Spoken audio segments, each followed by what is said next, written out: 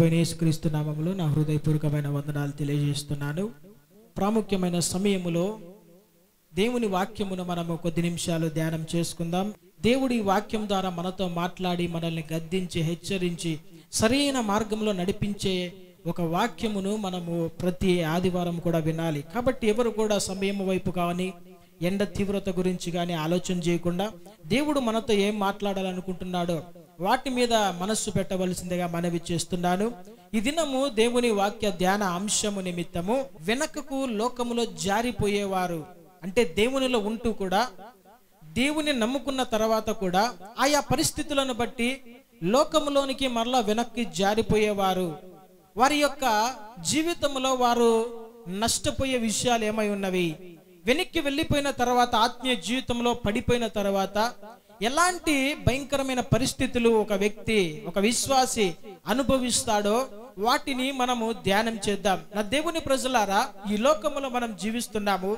ఈ పాపపు లోకములో మనం జీవిస్తున్న సమయంలో అనేక పాపపు తలంపులను బట్టి కావచ్చు, లోకములో ఉన్న పాపాన్ని బట్టి, సాతాను ప్రేరేపణ బట్టి, శోధలను బట్టి, మనకు కలుగుచున్న ఆ యొక్క శ్రమలు కష్టాలను బట్టి అనేకులు లోకములో వెనక్కి జారిపోతుంటారు, పడిపోతుంటారు. అయితే అలాంటి సమయంలో సాతాను కూడా దేని కొరకు కనిపెడుతుంటారంటే, ఎవరెవరైతే బలహీనంగా ఉన్నారో, ఎవరెవరైతే లోకంలో పడడానికి సిద్ధముగా ఉన్నారో వారి కోసము సాతాను ఎప్పుడు కూడా వాడు వేచి చూస్తూ ఉంటాడు. ఎప్పుడైతే మనం కొంచెం విశ్వాస జీవితంలో వెనక్కి జారిపోతామో వెంటనే వాడు మనల్ని పట్టుకుంటాడు.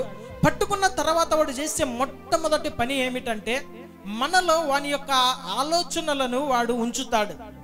సాతాను ఆలోచనలు పూర్తిగా ఒక వ్యక్తిలో లోకంలో పడిపోయిన తర్వాత వస్తాయి.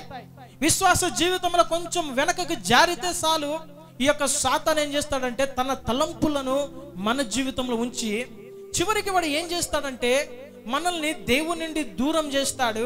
ఈ లోకంలో ప్రమాదకరమైన పరిస్థితుల గుండా తీసుకొని వెళ్తాడు. నా దేవుని ప్రజలారా, ఈ లోకంలో జీవిస్తున్న మనము ఎలాంటి శ్రమలు వచ్చినా కానీ ఎటువంటి పరిస్థితులు కూడా వెనుక జారే వారుగా మనం ఉండకూడదు.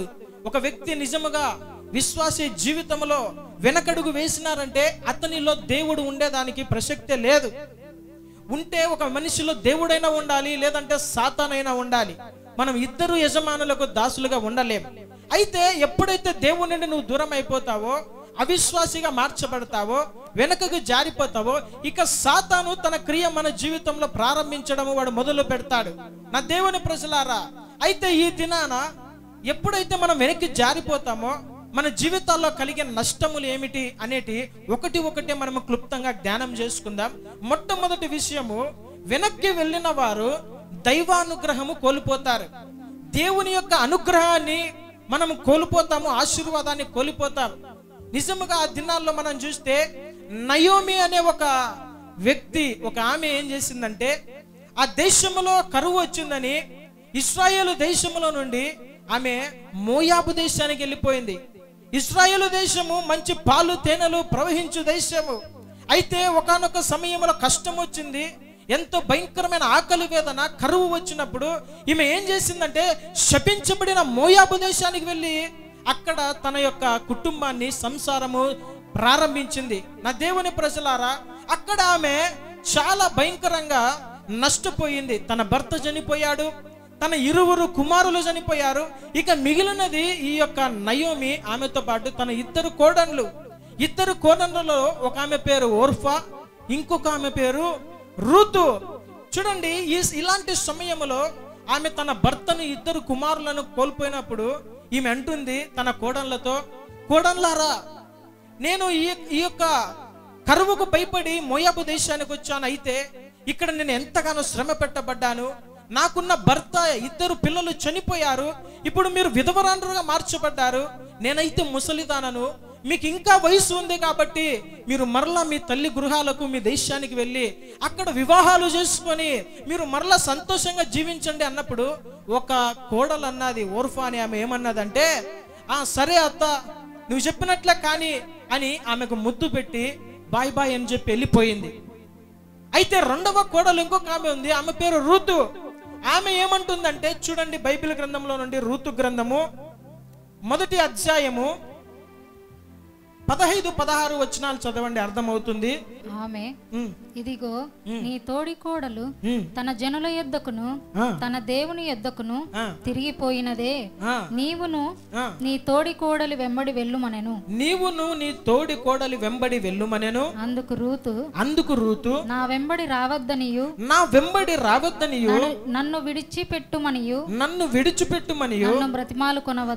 బ్రతిమాలు కొనవద్దు, నీవు వెళ్ళు చోటికే నేను వచ్చేదను, నేను వచ్చేదను, నీవు నివసించు చోటనే నేను నివసించెదను, నీ జనమే నా జనము, నీ దేవుడే నా దేవుడు. హల్లెలూయా, హల్లెలూయా. చూడండి, రెండవ కోడలు అంటుంది, ఒక ఆమె ఏమో వెళ్ళమంటే వెళ్ళింది, ఓర్ఫా అనేమో. రెండో ఆమె ఈ యొక్క రూతు అంటుంది, అత్త మీరు అట్లా అనవద్దు, నాది స్వదేశం ఇదే కావచ్చు, అయినా కూడా నీవు ఎక్కడికి వెళ్తే అక్కడికి వస్తాను, నీ దేవుడే నా దేవుడు, నీ జనమే నా జనము, నువ్వు ఎక్కడ చనిపోతే నేను కూడా అక్కడే చనిపోతాను, నువ్వెక్కడ పాతి పెట్టబడితే నేను కూడా అక్కడే పాతి పెట్టబడతాను అంటుంది. చూడండి నా దేవుని ప్రజలారా, నిజంగా ఈ దినాన ఇలాంటి వారు ఉన్నారా? దేశము కాని దేశంలో భర్త లేడు, అయినప్పటికీ ఒక అవకాశం వచ్చినా కూడా ఆ యొక్క రూతు మరలా తన స్వజనుల దగ్గరికి వెళ్ళడానికి ఇష్టం లేదు. నా దేవుని ప్రజలారా, ఇప్పుడు మనం గమనించవలసిన విషయం ఏమిటంటే, ఒక ఓర్ఫా ఏమనుకుందంటే, ఇశ్రాయేలు దేశంలో తనకు భవిష్యత్తు లేదనుకొని, ఇశ్రాయేలు దేశంలో నిజదేవుడు లేదనుకొని, ఆమె ఆశీర్వదించబడలేను అనుకొని ఆ యొక్క లోకంలోనికి మరలా మోయాబులోనికి వెళ్ళి తన దేవుల దగ్గరికి వెళ్ళి ఆమె ఎంతగానో ఆ లోకంలో పడిపోయినది. తర్వాత మనం చూసినట్లయితే ఓర్ఫా గురించి బైబిల్ గ్రంథంలో ఎక్కడ కూడా ప్రస్తావన మనం చూడము. ఎక్కడ కూడా బైబిల్ గ్రంథంలో ఓర్ఫా గురించి మనం ప్రస్తావించబడినట్లు చూడలేం. అక్కడ ఓర్ఫా యొక్క చరిత్ర అక్కడికి ముగిసిపోయింది. అయితే దేవునిలో ముందుకెళ్ళిన రూతు, తన అత్తతో పాటు వచ్చిన ఈ యొక్క రూతు దైవానుగ్రహము పొందుకొని క్రీస్తు తల్లులలో ఒక తల్లిగా మార్చబడినది. హల్లెలూయా, హల్లెలూయా, హల్లెలూయా. మరణం వచ్చింది, కష్టం వచ్చింది, నష్టం వచ్చిందని ఏ మాత్రము కూడా వెనుక జారిపోయినది కాదు రూతు. అందుకనే ఈ రూతు ఎంతగానో ఆశీర్వదించబడినట్లుగా బైబిల్ గ్రంథంలో మనం చూస్తున్నాం. ఇది నా దేవుని ప్రజలారా, చాలా మందికి ఇలాంటి శ్రమలు వచ్చినప్పుడు దేవుని విడిచి వారు లోకంలో కలిసిపోతున్నారు, ఆత్మీయ జీవితంలో వెనక జారిపోతున్నారు. కొద్దిగా శ్రమ వస్తే చాలు లోకంలో పడిపోతున్నారు, వారి యొక్క తలంపులలో మార్పు వస్తున్నది. అయితే మనం ఓర్ఫాలాగా ఉండకూడదు, ఈ అంచె దినాలలో రూతులాగా ఉండాలి. హల్లెలూయా, హల్లెలూయా. నా దేవుడు నన్ను ఆశీర్వదించగలడు, నాకు మంచి భవిష్యత్తు దయచేయగలడు, ఆయన నా చెయ్యి విడిచే దేవుడు కాదని ఎప్పుడైతే నువ్వు నమ్ముతావో నీ గురించి చరిత్రలో లిఖించబడుతుంది. హల్లెలూయా. ఈ దినాన నిజంగా మనం రూతు గురించి మనం చదువుతూ ఆ యొక్క రూతు సంతానముల నుండి యేసుక్రీస్తు ప్రభుల వారు వచ్చారంటే ఆమె యొక్క త్యాగము విశ్వాసంలో పడిపోలేదు, వెనకకు జారిపోలేదు. కాబట్టి ఈ దినాన ఆమె గురించి మనము ధ్యానిస్తున్నాం. నా దేవుని ప్రజలారా, దేవుని నుండి మరణము కూడా మనల్ని ఎడబాటు చేయకూడదు, నష్టము దేవుని నుండి మనల్ని ఎడబాటు చేయకూడదు. కొద్ది కాలము మనకు శ్రమ కలుగుతుంది, తర్వాత ఆయన అంటాడు, నేనే మిమ్మల్ని పూర్ణులుగా చేసి మిమ్మల్ని నిలబెడతాను. ఆమేన్, హల్లెలూయా. ఇలాంటి ధన్యకరమైన జీవితము మనం జీవించాలి. ఇలాంటి విశ్వాసముతో కూడిన జీవితం మనం జీవించినట్లయితే తప్పకుండా దేవుడు మనల్ని కూడా ఆశీర్వదిస్తాడు. రెండవ విషయం మనము గమనించినట్లయితే, వెనుకడుగు వేసిన వారు శిక్షకు గురి అయిపోతారంట. విశ్వాస యొక్క జీవితంలో నిర్లక్ష్య స్వభావముతో వెనుక ఉంటూ వెనుకడుగు వేస్తున్న వారు, ఆయా పరిస్థితులను బట్టి పాపములు పడిపోతున్న వారు, దేవుని నుండి దూరం అయిపోతున్న వారికి శిక్ష తప్పదు అని లేఖనం సెలవిస్తుంది. ఆ దినాలలో లోతు భార్య గురించి మనం చూసినట్లయితే, లోతు భార్య ఇహలోకమును స్నేహించి తన యొక్క ఇండ్లును, ఆస్తిని, తను సంపాదించిన వస్తువుల మీద ఆశ కలిగి దేవుడు వెనకకు చూడకుండా ముందుకు వెళ్ళమన్నప్పుడు వెనక్కి తిరిగి చూసి పనికిరాని ఉప్పు స్తంభం అయిపోయింది. దేనికి పనికిరాని ఉప్పు స్తంభం అయిపోయింది. నా దేవుని ప్రజలారా, ఆ మాట మనం చూసినట్లయితే ఆదికాండము 19వ అధ్యాయము 26వ వచనం మనం గమనిద్దాం. అయితే లోతు భార్య అతని వెనుక నుండి తిరిగి చూచి ఉప్పు స్తంభమాయను. చాలు చూడండి, లోతు భార్య అంట వెనక్కి తిరిగి చూసి ఉప్పు స్తంభం అయిపోయింది. ఆ దినాలలో దేవుడు సొదొమ గొమొర్ర యొక్క పాపము భయంకరమైన విపరీతమైన స్థాయికి చేరినప్పుడు దేవుడు తన హృదయంలో ఎంతగానో కోపము కలిగి వీరు దేవునికి ఎంతో వ్యతిరేకమైన పాపము చేస్తున్నప్పుడు ఆయన సహించలేక సొదొమ గొమొర్ర పట్టణాలను అగ్ని గంధకాల చేత కాల్చివేయాలనుకున్న సమయంలో దేవుడు తన బిడ్డలు ఉన్న చోట వారికి తెలియకుండా ఏది చేయను అంటాడు. అయితే దేవుడు అన్నాడు, ఈ యొక్క అబ్రహాముతో అంటున్నాడు, సొదొమ గొమొర్ర పట్టణాలను నేను నాశనం చేయాలనుకుంటున్నాడు. వారి యొక్క పరిస్థితి విపరీతంగా అయిపోయింది, పాపము. కాబట్టి నేను నాశనం చేయాలనుకున్నప్పుడు ఈ యొక్క అబ్రహాం అంటాడు, అయ్యా లోతు ఉన్నాడు నా సహోదరుడు, అతడు నీతిమంతుడు అన్నప్పుడు దేవుడు లోతును జ్ఞాపకం చేసుకుని లోతు కుటుంబానికి దేవుడు అంటాడు, మీరు ఈ ప్రదేశమును విడిచి వెళ్ళి పరిగెత్తుకుంటూ వెళ్ళండి, ఎక్కడ కూడా వెనుక తిరిగి చూడవద్దు. ఈ యొక్క సొదొమ గొమొర్ర పట్టణాలకు పట్టిన గతి మీరు చూడకూడదు. అగ్ని గంధకాలు ఆ యొక్క పరలోకము నుండి దిగి ఈ పట్టణాలను నాశనం చేస్తాయి అన్నప్పుడు వీరు లోతు అలాగే తన కుమార్తెలు బాగానే వెళ్తున్న సమయంలో లోతు భార్యకు తనకి ఇష్టమైనదంతా సంపాదించుకున్నవన్నీ కూడా ఎక్కడ ఉన్నాయంటే ఆ యొక్క సొదొమ గొమొర్ర పట్టణాలు. ఈమె అనుకుంది, కష్టపడి సంపాదించుకున్నవి, మంచి మంచి వంట సామాన్లు ఉన్నాయి, మంచి మంచి ఫర్నిచర్ ఉంది, ఇవన్నీ ఏమైపోతాయో, ఒకసారి నా కుటుంబం ఏమైపోతుందో, మా ప్రజలు ఏమైపోతారని వెనుదిరిగి చూడాలనుకున్నది. వెనుదిరిగి ఎప్పుడైతే చూసిందో వెంటనే ఒక ఉప్పు స్తంభం అయిపోయింది. చూడండి, దేవుని శిక్ష ఎలాగొస్తుందంటే వెనుతిరుగు చూడవద్దు. నీ జీవితంలో ఎన్ని కష్టాలైనా జరగవచ్చు, ఎన్ని నష్టాలైనా జరగవచ్చు, నీవు సంపాదించిన సంపాదన, లోకము, పాపము, గత జీవితము, వైఫల్యాల తిట్టు నువ్వు తిరిగి చూడవద్దన్నప్పుడు ఇక ఏమాత్రం వాటిని జ్ఞాపకం చేసుకోకూడదు. దేవుని ఆజ్ఞను మీరిన లోతు భార్య ఉప్పు స్తంభం అయిపోయింది.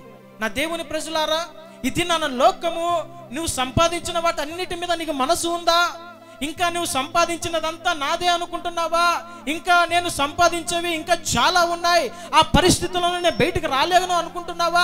ఆ పాపములో నేను బయటకు రాలేనని అప్పుడప్పుడు ఆ పాత జీవితాన్ని జ్ఞాపకం చేసుకొని అప్పుడప్పుడు సిగరెట్ కొడుతున్నావా? అప్పుడప్పుడు మందు తాగుతున్నావా? అప్పుడప్పుడు ఆ పాపం అనే వ్యభిచారపు జాగ్రత్తపు క్రియలలో ఉంటున్నావా? అప్పుడప్పుడు సెల్లులో చూడరాని దృశ్యాలు చూస్తున్నావా?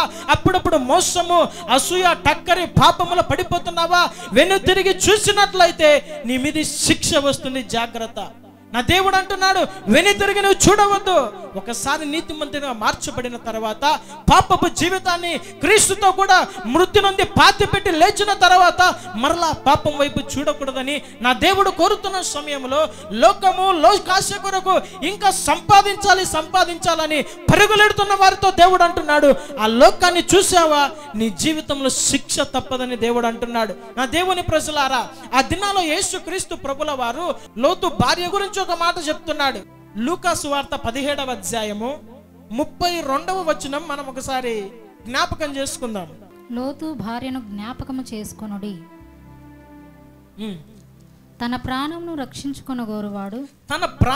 రక్షించుకొనగోరువాడు దానిని పోగొట్టుకొనును, దానిని సజీవముగా కాపాడుకొనును. చాలు. చూడండి, యేసయ్య అంటున్నాడు, ఏమంటున్నాడంటే ఒకసారి లోతు భార్యను జ్ఞాపకం చేసుకోమంటున్నాడు. ఇది నా సంఘాన్ని కూడా, సార్వత్రిక సంఘాన్ని, క్రైస్తవులైన వారు, విశ్వాసులైన వారిని దేవుడు అంటున్నాడు, ఒకసారి లోతు భార్యను జ్ఞాపకం చేసుకొనండి. నా ప్రాణమును కాపాడుకోవాలని పరిగెడుతూ ఉన్నావా? నీ ప్రాణాన్ని నువ్వు కాపాడుకోవాలని నీకు ఆశ కలిగి ఉంటే ఆ ప్రాణాన్ని నువ్వు పోగొట్టుకుంటావు. దానిని పోగొట్టుకున్నవాడు సజీవముగా దాన్ని కాపాడుకుంటావు అంటున్నాడు. నా దేవుని ప్రజలారా, ఆ దినాలలో యేసయ్య ఎందుకు ఈ మాట అంటున్నాడంటే అంచె దినాలలో ఇలాంటి వారు ఉన్నారు. పైన కింద మనం చదివినట్లయితే ఆ లేఖనాలలో ఎందుకు యేసయ్య ఈ మాటలు అంటున్నాడంటే రాకడ సమయములో మనుష్య కుమారుని దినములలో కూడా లోతు భార్య లాంటి వారు ఉంటారని దేవుడు హెచ్చరిక చేస్తూ ఒకసారి ఆమెకి ఏ గతి పట్టిందో మీరు కూడా జ్ఞాపకం చేసుకోండి అంటున్నాడు. శిక్ష తప్పదని చెప్పడానికి యేసయ్య అంటున్నాడు, లోతు భార్యని జ్ఞాపకం చేసుకోండి. నా దేవుని ప్రజలారా, ఈ దినాన నీ పరిస్థితి కూడా అలాగే ఉంది కదా. దేవుని శిక్ష, దేవుని తీర్పు, భయంకరమైన ఉగ్రత ఈ యొక్క భూలోకం మీదకి పంపించబడుతున్నా కూడా, మన చుట్టూ ఉన్న ఈ యొక్క ప్రదేశంలో ఈ లోకమంతా శాపగ్రస్తంగా మార్చబడుతూ ఉన్నా కూడా, ఎక్కడ చూసిన యుద్ధములు, కరువులు, భయంకరమైన రక్తపాతము చూస్తున్నాము. దేశము మీదకి దేశము, రాజ్యము మీదకి రాజ్యము విరివిగా కొట్లాడుకుంటూ యుద్ధాలు చేసుకుంటున్న సమయంలో మనం ఎలాగుండాలంటే వెను తిరగని వారముగా ఉండాలి. అందుకనే లోతు భార్యను జ్ఞాపకం చేసుకో. పొరపాటున వెనుదిరిగి మరలా లోకములో, లోక ఆశలు, లోకములో సంపాదించుకోవాలని పరిగెట్టావా, ఉప్పు స్తంభం అవుతావు, శిక్ష తప్పదంటున్నాడు. నా దేవుని ప్రజలారా, మనకిచ్చిన విశ్వాసాన్ని మనం కాపాడుకోవాలి. విశ్వాసంలో మనం అనుదినము వృద్ధి పొందుచు మనం నిలబడినట్లయితే ఆ పరలోక రాజ్యంలో నిలబడగలము. లేదంటే మనం కూడా ఒక దినాన శిక్షకు గురవుతాము. జాగ్రత్త. మూడవ విషయం మనం గమనించినట్లయితే, వెనుకడుగు వేసిన వారు బలహీనులై శత్రువు చేతికి చిక్కబడతారు. వెనుక జారిన వారు బలహీనులైపోతారు, శత్రువు చేతికి చిక్కబడతారు. జాగ్రత్త. నా దేవుని ప్రజలారా, ఆ దినాలలో ఆత్మీయ ప్రయాణములో మనము అలసిపోయామంటే ఏమైపోతామంటే బలహీనమైపోతాం. నిజముగా ఆత్మీయ జీవితంలో ఏనాడు కూడా అలసిపోకూడదు, సొలసిపోకూడదు, సోలిపోకూడదు. ఆత్మీయ జీవితంలో దినము ఆశ, ఆతృత కలిగి, ఆసక్తి కలిగి ప్రతి విషయంలో మనము ముందుకు వెళ్తూ పట్టుదల కలిగి ప్రార్థన జీవితంలో ముందుకు వెళ్ళాలి. అయితే ఎప్పుడైతే మనము బలహీనమైపోతామో, ఎప్పుడైతే వెనకబడిపోతామో, మనము బలహీనమైనప్పుడు సాతాను మన కొరకు రెడీగా ఉంటాడు. వాడు ఎలాంటి వారి కోసము వాడు చూస్తుంటాడంటే, ఆత్మీయ జీవితంలో బలంగా ఉన్న వారి కోసము ఎదురు చూడడు. ఆత్మీయ జీవితంలో సాతాన్ని ఎదిరించే వారి కోసము, వానితో యుద్ధం ఆడే వారి కోసము సాతాను ఏమాత్రం కూడా వాడు ఎదురు చూడడు. కానీ ఒక్క విషయంలో, పాపంలో, ఏదో ఒక విషయంలో బలహీనమైపోతారు ఉంటారు చూడండి. అలాంటి వారిని సాతాను వెంబడిస్తూ ఉంటాడు. అందుకనే లేఖనంలో ఒక మాట ఉంటుంది, సాతానంట గర్జించు సింహము వలె ఎవరిని మృంగుదునానని తిరుగులాడుచున్నాడంట. ఎవరిని మింగుతాడంటే బలహీనమైన వారిని మాత్రమే మింగుతాడు. బలహీనమైన వారి కొరకే వాడు పరుగులెడుతున్నాడు. ఆ యొక్క బలహీనమైన స్థితిలో నువ్వు ఉన్నట్లయితే, సాతాను చేతులు నువ్వు చిక్కినట్లయితే, వాడు నిన్ను నరకానికి ఈడ్చుకొని పోతాడు. అందుకనే శత్రువు చేతిలో పడిపోకుండా ఉండాలంటే ఆత్మీయ జీవితంలో పౌరుషము కావాలి, రోషము కావాలి, ఆసక్తి కావాలి. ఆసక్తి విషయంలో మాంజులు కాక, ఆత్మయందు తీవ్రత గలవారై ప్రార్థనలు చేస్తూ పట్టుదల కలిగి దేవునిని సేవించండి అని లేఖనం సెలవిస్తుంది. ఈ అంచె దినములలో, అపాయకరమైన కాలములలో సులువుగా చిక్కులు పెట్టే పాపములు మన దగ్గరికి, మన దరి చేరుతున్న సమయంలో మనం ఎలా ఉండాలి? ప్రతిదినము సహవాసము కావాలి, ప్రార్థన సహవాసం కావాలి, వాక్య ధ్యానము కావాలి, పరిశుద్ధుల సహవాసము కావాలి, దేవునితో మాట్లాడే అనుభవము కావాలి. ప్రతిదినం హెచ్చరించబడాలి, ప్రతిదినం వాక్యం ద్వారా ఖండించబడాలి, ప్రతిదినం సరిదిద్దుకోవాలి. ఇలాంటి వారుగా ఉన్నప్పుడే సాతాను చేతిలో మనం చిక్కకుండా మనము సేఫ్గా ఉండగలము. ఆ దినాలలో ఇశ్రాయేలీయులు ఆత్మీయ జీవితంలో, ఆత్మీయ ప్రయాణములో కనాను దేశానికి వారు నడుస్తూ ఉన్నారు. ఐగుప్తుల చెరలో నుండి, బానిసత్వం నుండి వారు విడిపించబడి కనాను అనే పాలు తేనెలు ప్రవహించే దేశమునకు నడిపించబడుతున్న సమయంలో నడుస్తున్నారు. దాదాపు 40 సంవత్సరాలు అరణ్యములో వారు ప్రయాణం చేశారని మనం చూస్తున్నాం. అరణ్యం అంటే భయంకరమైన ఎండ, భయంకరమైన వడగాలులు, నీరు, ఆహారం దొరకని పరిస్థితి, అక్కడ గృహాలు ఉండవు. ఇలాంటి సమయంలో కొంతమంది ఏం చేశారంటే బలహీనమైపోయారంట. ఎలాగ బలహీనమైపోయారంటే సచ్చు సోలిపోయారు. ఇంకా ఎంత దూరం మేము నడవాలి, ఇంకా ఎంత దూరం మేము వెంబడించాలి, ఇంకా ఎంత దూరములో ఆ కనాను ఉంది అని అలసిపోయారంట, సొలసిపోయారంట. అలాంటి సమయంలో ఏమైపోయారంటే చూడండి, ద్వితీయోపదేశకాండం 25వ అధ్యాయము 17-18 వచనాలు మనం చూసినట్లయితే, మీరు ఐగుప్తులో నుండి వచ్చుచుండగా మార్గమున అమాలేకీయులు నీకు చేసిన దానిని జ్ఞాపకం చేసుకొనుము. అమాలేకీయులు నీకు చేసిన దానిని జ్ఞాపకము చేసుకొనుము. అతడు దేవునికి భయపడక మార్గమున నీకెదురుగా వచ్చి నీవు ప్రయాసపడి అలసి ఉన్నప్పుడు నీ వారిలో నీ వెనుకనున్న బలహీనులనందరినీ హతము చేసెను. చాలు.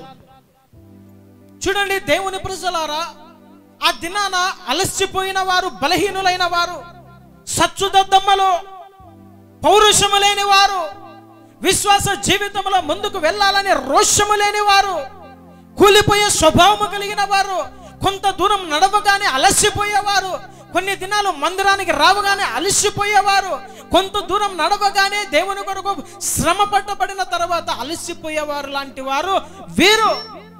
అయితే ఇశ్రాయేలు ప్రజలు లక్షల కాల్బలము ఐగుప్తులో నడిపించబడ్డారు. మధ్యలో అమాలేకీయులు అనేవారు ఇశ్రాయేలు ప్రజలకు శత్రువులు ఏం చేశారంటే, ఈ యొక్క ఇశ్రాయేలీయులను వెంబడించినప్పుడు గుంపు అంతా ఉన్నది కదా, గుంపుగా ఉన్నప్పుడు వారు ఏం చేయలేకపోయారు.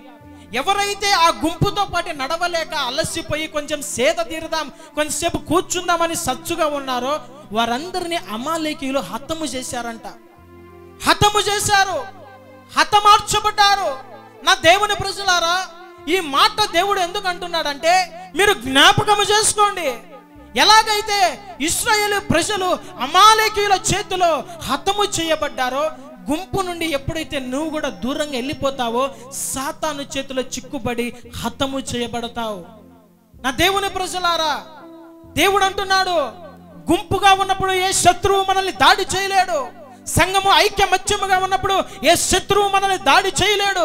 ఒక అన్నదమ్ములు 4 కానీ 5 కానీ కలిసి ఉన్నప్పుడు, వాళ్ళ ఫ్యామిలీలో కనబడినప్పుడు ఏ శత్రువు మన మీదకి, వారి మీదకి దాడి చేయడానికి వాడు ఏమాత్రం కూడా ముందుకు రాలేడు, భయపడతాడు. అలాగుననే సంఘము అనే ఒక గుంపులో, సంఘము అనే ఒక ఈ గుంపులో, సమూహములో, ఈ సమూహములో నుండి ఎప్పుడైతే నువ్వు బయటికి వెళ్ళిపోతావో, అలసిపోయి ఆదివారం చర్చికి రాకుండా, గత వారం పోయాను కదా ఈ వారం వద్దు, ఉపవాస ప్రార్థనలకు రాకుండా, శనివారం పరిశుద్ధాత్మ కూడికలకు రాకుండా, చూడండి సహవాసము లేకుండా గుంపు నుండి చెదిరిపోయావా, వాడు నిన్ను జల్లించడానికి సిద్ధంగా ఉన్నాడు. జాగ్రత్త.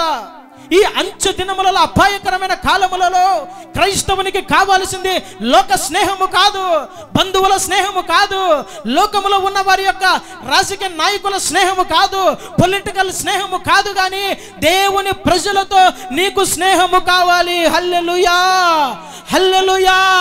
నీ ఉండవలసినది మందు తాగేవారి గుంపులో కాదు, నువ్వు ఉండవలసింది పాపము చేసేవారి గుంపులో కాదు, నువ్వు ఉండవలసింది తిట్టుపోతుల గుంపులో కాదు, నువ్వు ఉండవలసినది ముసలమ్మ ముచ్చులు చెప్పుకునే గుంపులో కాదు, నువ్వు ఉండవలసినది పొలిటికల్ పార్టీ గుంపులో కాదు, కానీ పరిశుద్ధుల సహవాసం అనే గుంపులో నువ్వు ఉండాలి. ఆమేన్.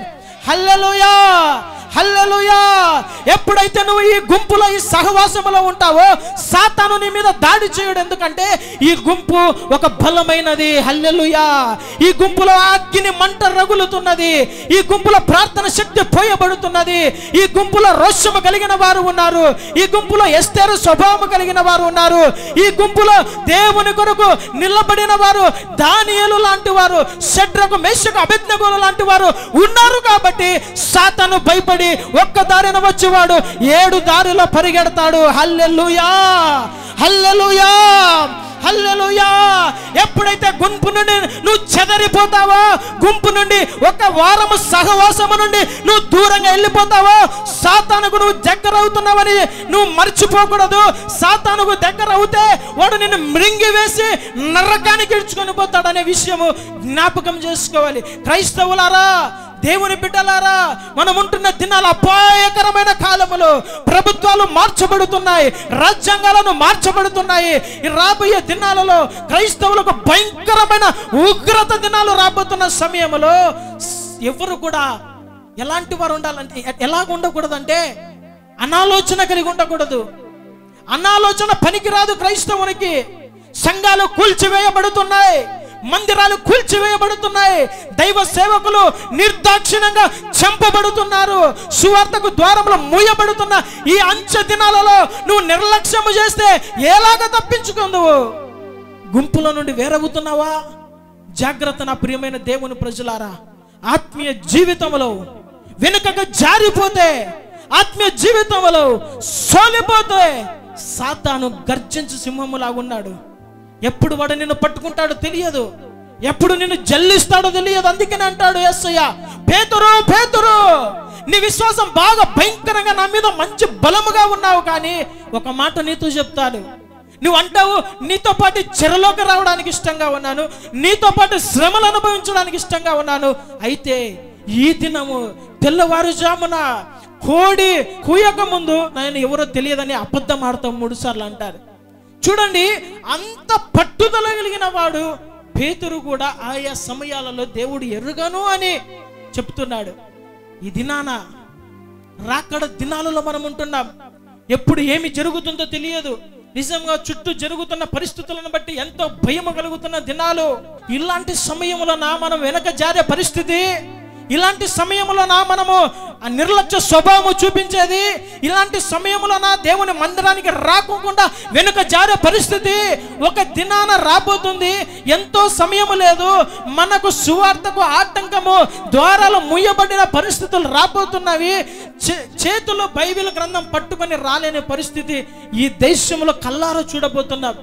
ఎంతో సమయం లేదు, ఎంతో సమయం లేదు. అది నాన్న అయ్యా ప్రార్థన పెట్టు అన్నా కానీ ప్రార్థన పెట్టే పరిస్థితులు లేవు. లైవ్లన్నీ క్లోజ్ అయిపోతాయి. మీరు అనుకోవచ్చు మేము లైవ్లో చూస్తాం, ఇంట్లో లైవ్లో ప్రార్థనలు ఏకీభవిస్తాం. ఏ లైవ్లు కూడా ఉండవు. క్రిస్టియన్ ఛానల్స్ అన్ని మూతపడతాయి.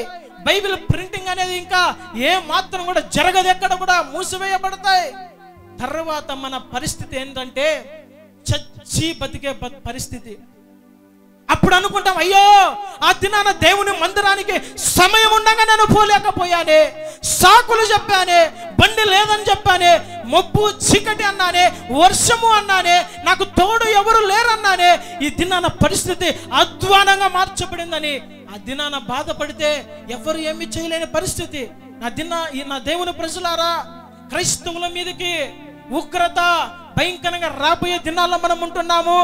సంఘములో నుండి, గుంపులో నుండి చెదిరిపోయావా? జాగ్రత్త, శిక్షకు గురైపోయి శత్రువు నిన్ను హతమారుస్తాడు. ఎంత సాధ్యమైతే అంత సహవాసం కలిగి ఉండండి. పనులనన్నీ పక్కన పెట్టండి. ఈ దినాన నీకు 2000, 3000, 5000 ఆదాయం వస్తుందన్నా కూడా ఆ పనిని పక్కన పెట్టి దేవుని మందిరంలో కనపడు.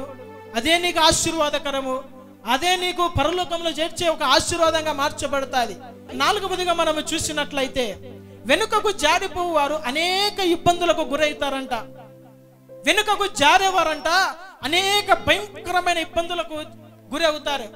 ఆ దినాలలో మనం చూసినట్లయితే తండ్రి మీద తిరుగుబాటు చేసిన ఆ యొక్క చిన్న కుమారుడు, నాకు ఆస్తి కావాలి, ఈ యొక్క తండ్రి గుహములో నాకు ఏ మాత్రం కూడా మంచిగా అనిపించడం లేదు, ఫుడ్ బాగలేదు, వస్త్రం బాగలేదు, నేను ఉండడానికి పరిస్థితులు బాగలేవు, నేను ఎలాగా విచ్చలవిడిగా లేదంటే హాయిగా తిరగాలనుకుంటున్నాను, నాకు ఫ్రీడమ్ లేదనుకున్నాడు చిన్న కుమారుడు.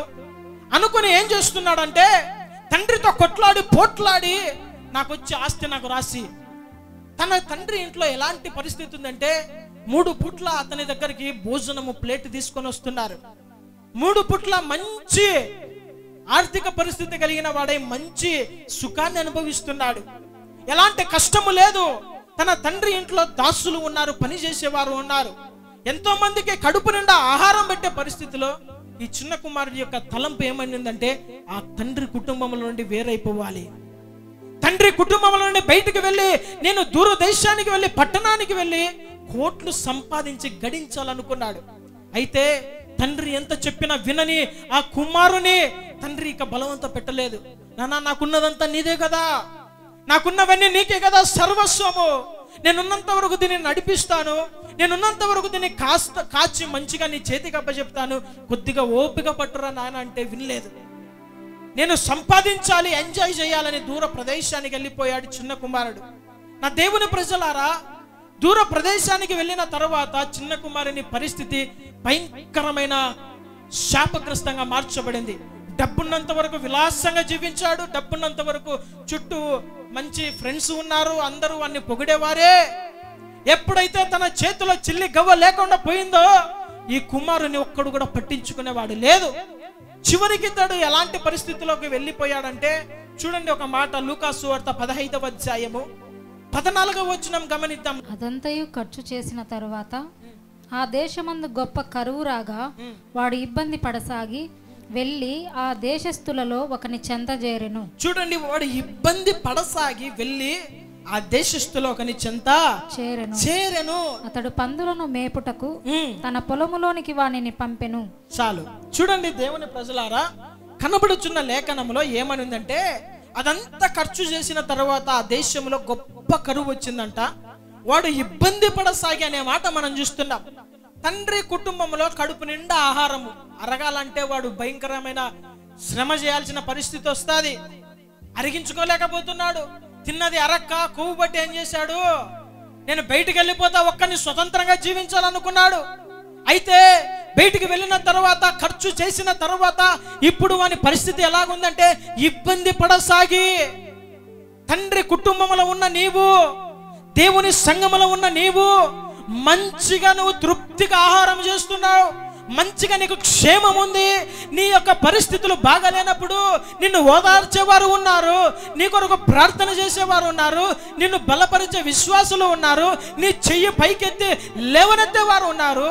తండ్రి కుటుంబం నుండి ఎప్పుడైతే బయటికి వేరయ్యి నువ్వు ఒంటరిగా జీవిస్తున్నావో, నీకున్న పరిస్థితి అంతా మార్చబడిన తర్వాత ఇబ్బంది పడసాగాడంట. ఇబ్బంది పడసాగిన తర్వాత రాజకుమారుడిగా రాజు దగ్గర ఉన్న ఇతడు ఏమైపోయాడు, ఒక వ్యక్తి దగ్గర వెళ్ళిపోయాడంట. ఎవరు అతడు? పందుల అధిపతి. ఎవరు? పందులు కాసుకునేవాడు. కనీసం ఏదన్నా గొర్రెల కాపరంటే ఏదన్నా ఒక విలువ చెప్పుకునే దానికన్నా ఉంటుంది అనుకోవచ్చు. పందులు కాసుకునే వాళ్ళ దగ్గరికి వెళ్ళిపోయాడంట. చేతులారా తెచ్చి పెట్టుకున్న కార్యం ఇది. ఇప్పుడు ఇతడు వెళ్ళాడు. చాలా మంది ఈ దినాలలో ఎలాంటి వారు ఉంటున్నారంటే, తమ జీవితంలో ఆశీర్వాదం అనేది, నేను ఒక మాట చెప్తాను, ఆశీర్వాదం అనేది ఎప్పటికీ కూడా ఒక్కటేసారి వచ్చి నెత్తి మీద భయంకరమైన మూట పడదు. అట్లా పడితే నువ్వు దాన్ని భరించలేవు. ఆశీర్వాదం అనేది ఎట్లా అంటే, అంచెలంచెలుగా దేవుడు ఆశీర్వదిస్తాడు. అయ్యా నాకు గృహం లేదంటావా, గృహం ఇస్తాడు. అది అయిపోయిన తర్వాత కొద్ది దినాలు అయిన తర్వాత నాకు ఒక స్కూటర్ కావాలయ్యా, బైక్ ఇస్తాడు. ఒక కారు కావాలయ్యా అంటాడు, కారు ఇస్తాడు. ఇంకా నాకు కావలసిన నా పిల్లలకు నాకు కావలసిన వస్తు సామాగ్రి అంటాడు, అన్ని ఇస్తాడు. అయితే ఈ దినాన ప్రజల పరిస్థితి ఏమిటంటే, తమకు కావలసినవి, ఈ లోకంలో వారి అవసరతలన్నీ కూడా కావాలని, అవి ఇప్పుడే కావాలని అనుకుంటారు. అది చాలా తప్పు. నిజముగా ఒక వ్యక్తి ఆశీర్వాదం అనేది మనం ఎట్లా చూడగలమంటే, ఒక రాత్రిలో ఆశీర్వదించబడిన వాని యొక్క జీవితంలో వాడు ఎట్లా అయితే ధనవంతుడైతాడో అదే ఒక రాత్రిగా బికారిగా మార్చబడతాడు. సంవత్సరాలు కష్టపడి పైకి వచ్చినదే ఆశీర్వాదం. ఒకటేసారి పైకి ఎక్కిపోయినాడు, ఒకటేసారి దమాన కింద పడిపోతాడు. ఒక నిచ్చెన ఉంది, చిన్న చిన్న కాళ్ళు ఉంటే చిన్నగా ఎక్కుతూ పైకి పోతావు. పెద్ద కాళ్ళు ఉంటే నీకు అది అందదు, కాలు పెట్టాలా చెయ్యి పెట్టాలా అర్థం కాదు. అర్థమైందా? అదే చిన్న కాళ్ళు ఉంటే కాళ్ళతోనే ఎక్కుతావు. ఇక్కడ ఒక కాలు ఉండి అంత ఎత్తులో ఒక కాలు ఉంటే నువ్వు కాలు పెట్టాలా చెయ్యి పెట్టాలా అర్థం కాదు. ఒకవేళ నువ్వు పైకి వెళ్ళాలనుకున్నా కానీ వెళ్ళలేవు. ఒకవేళ ఏదన్నా అడ్డదారులలో మట్కాలు, ఇంకా జూదము, బెట్టింగులు, ఇతరుల మోసము చేసి అన్యాయపు సొమ్ము ద్వారా ఒకవేళ నువ్వు బాగా ఈ దినాన ఆశీర్వదించబడితే అది ఎక్కువ రోజులు ఉండదు. ఏది విధంగా అయితే నువ్వు పైకి వెళ్ళిపోయావు అదే విధంగా మరలా టపాని కింద పడిపోతావు. ఈ యొక్క చిన్న కుమారుని పరిస్థితి కూడా అలాగే మార్చబడింది. చాలా మంది పరిస్థితి కూడా అదే. మాకు బాగా ఇవన్నీ కావాలి, మా అవసరతలు తీర్చబడాలి, వెంటనే మా అవసరతలు తీర్చబడాలనుకొని ఏదో సంపాదించాలని పరిగెడుతుంటారు. ఎట్లా పరిగెడుతుంటారు? తండ్రిని విడిచిపెట్టి, తండ్రి సహవాసాన్ని విడిచిపెట్టి, ఆదివారం దేవుని సన్నిధిలో కనపడాలనే ఇంకిత జ్ఞానము లేకుండా సహవాసాన్ని విడిచిపెట్టి పరిగెడుతుంటావు. ఓహో ఈ దినాన నీకు 3000 వచ్చిందా? దేవుడు అంటాడు, రే 3కు 3 9,000 నీ దగ్గర నుంచి అట్ట రాబట్టాలో నాకు తెలుసు. 3,000 కష్టపడి పని చేస్తావు, హాస్పిటల్లో పడితే 10,000 ఒకటేసారి పోతుంది. అవసరమా? అదే దేవుని కోసం 3,000 నష్టంగా ఎంచుకున్నావా, దేవుడు నీకు దానికన్నా అత్యధికమైన ఆశీర్వాదం ఇస్తాడు. పరిశుద్ధ దినమును ఘనముగా ఆచరించాలనే విషయం జ్ఞాపకం ఉంచుకో అన్నప్పుడు చాలా మంది తండ్రి సహవాసం లేకుండా పరిగెడుతున్నారు. దానివల్ల మనకు వచ్చే ప్రయోజనం ఏమీ లేదు.